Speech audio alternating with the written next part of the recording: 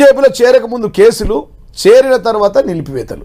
మన ప్రాంతం పక్క రాష్ట్రంలో సుజనా చౌదరి మీద ఈడీ కేసులు, సీఎం రమేష్ మీద ఈడీ కేసులు, తర్వాత చంద్రబాబు గారు బీజేపీలో పంపించారు.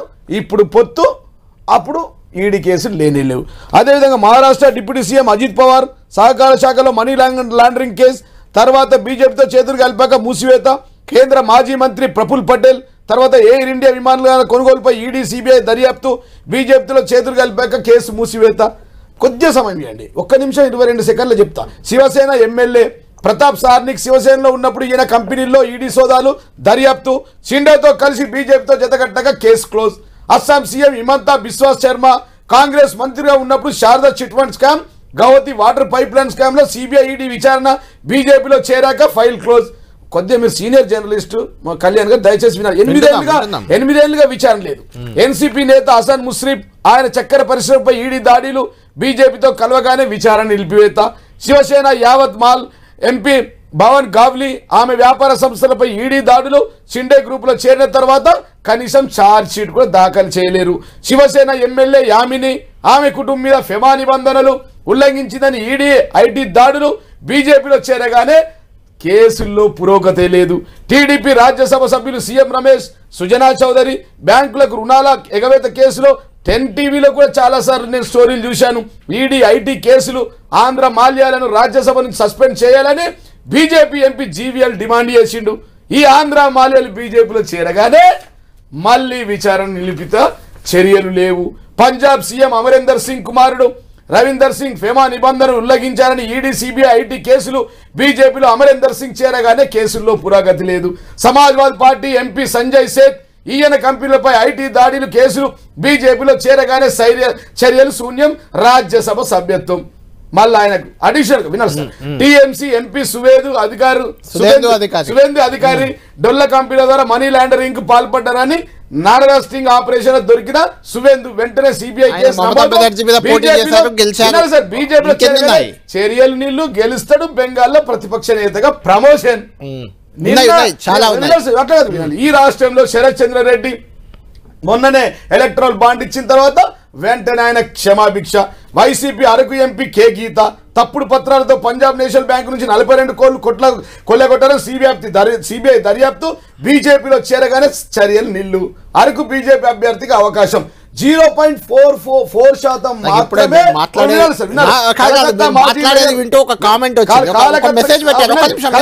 మాజీ mayor సోవన్ Chatterjee Sharada chit fund కేసులో సిబిఐ దర్యాప్తు, బీజేపీలో చేరగానే దర్యాప్తు నిలిపివేత.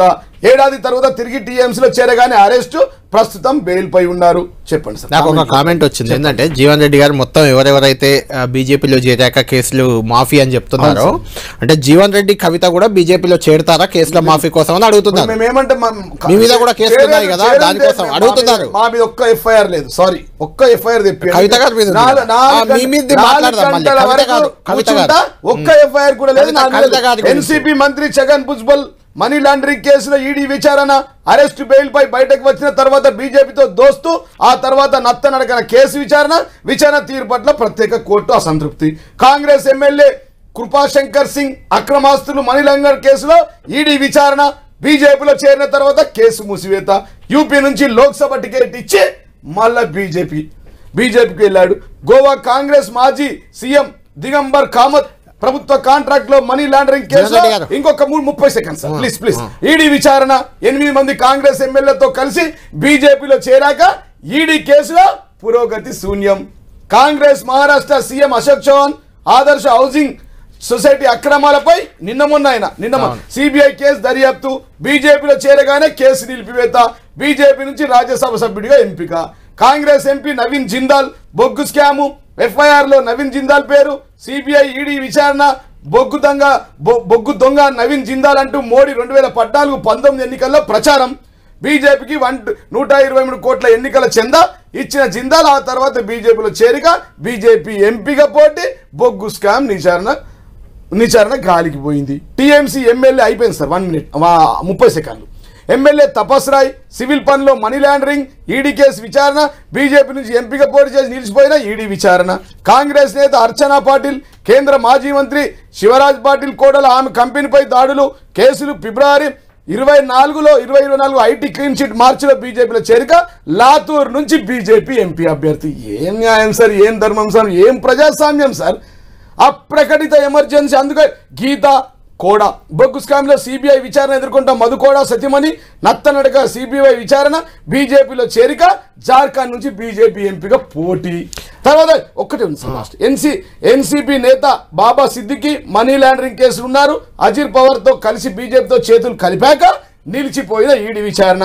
కాంగ్రెస్ నేత జ్యోతి మిర్జా షేర్ మార్కెట్ మోసాలకు సంబంధించి జ్యోతి మిర్జా కంపెనీలపై ఈడీ దాడులు, బీజేపీలో చేరిక, రాజస్థాన్ నుంచి లోక్సభ టికెట్ నిలిచిపోయిన ఈడీ విచారణ. సరే జీవన్ రెడ్డి గారు మీరు అన్ని చెప్పారు. శరత్ చంద్రారెడ్డి నాకు వచ్చిన 65 కోట్ల ఎలక్ట్రల్ బాండ్ ఆయన క్షమాభిక్ష అయింది కదా. నాకు వచ్చిన మెసేజ్ పక్కన పెడదాం.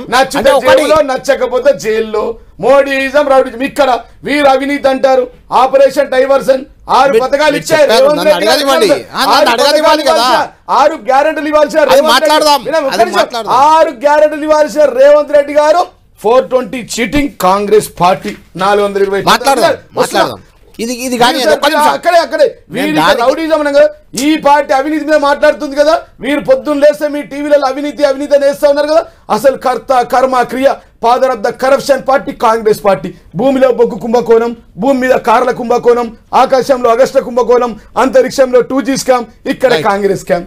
రైట్ జీవన్ రెడ్డి గారు చాలా మీరు ఒక లిస్ట్ మాట్లాడిపిస్తా ఉన్నారు సీనియర్ జర్నలిస్ట్. ఇది ఈడీ సార్, అదే అది ఈడీయిజం, ఇది రౌడీయిజం, ఇది గుండాయిజం ఈ రాష్ట్రంలో జరుగుతూ ఉన్నది. ఓకే మీరు ప్రజాపాలన. మీరు ఒక పెద్ద జాబితా చెప్పారు.